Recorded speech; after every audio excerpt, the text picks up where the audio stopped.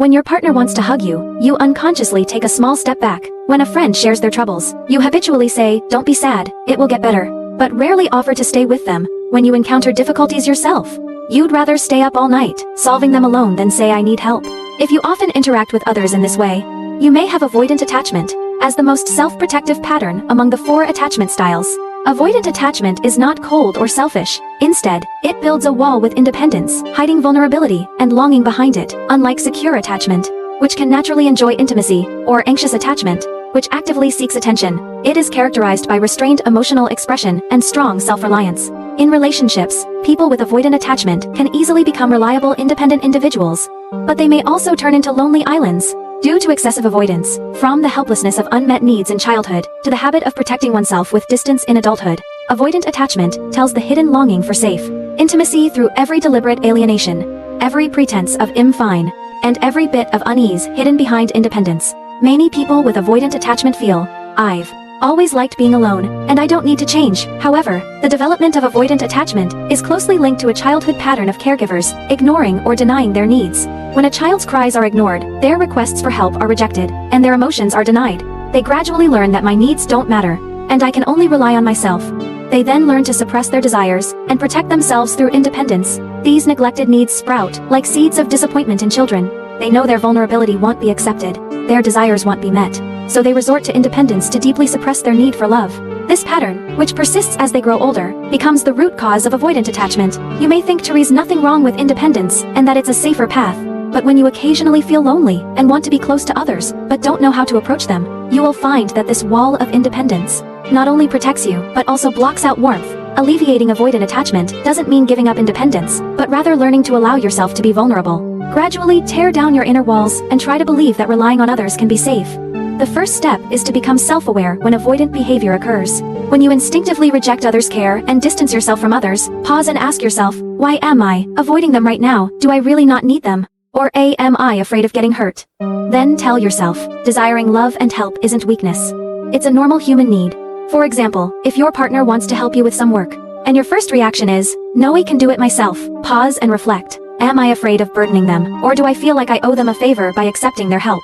Try to tell yourself, they are willing to help me because they care about me, and accepting their help will make them feel needed. Gradually break the ingrained notion that independence equals safety and embrace your true desires. Alleviating avoidant attachment requires a gradual approach, starting with small acts of dependence. Gradually accumulate experiences of being treated well by others, and reassure yourself that dependence doesn't hurt. Try asking for small favors. For example, ask your partner to pass you a glass of water, or a friend to bring you breakfast. Then sincerely say thank you and experience the ease of accepting help, rather than the pressure of repaying it.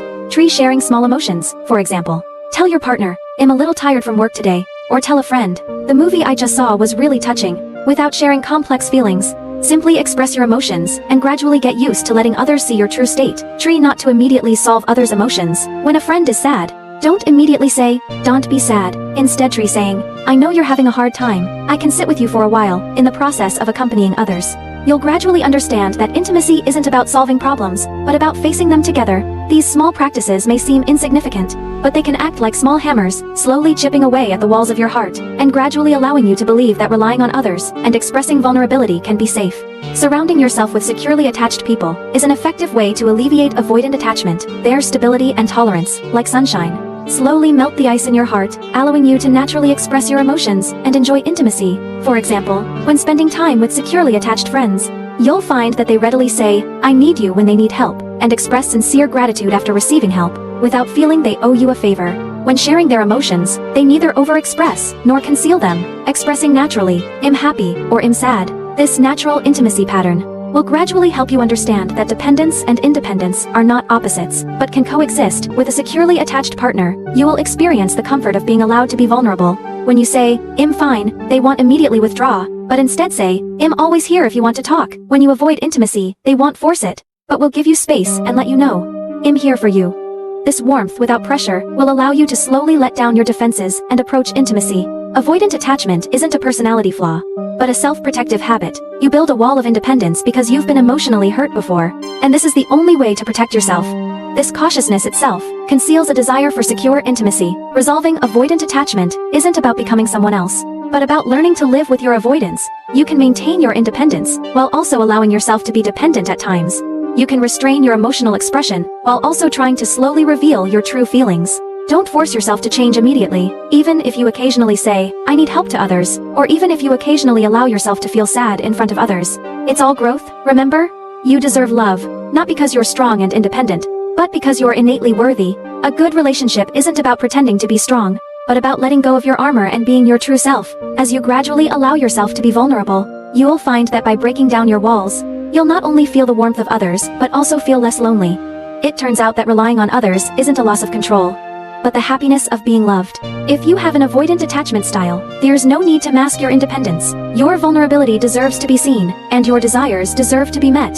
Try to slowly open your heart. Eventually, someone will enter your world with patience and tenderness, accompanying you from the island of loneliness to the warm shore.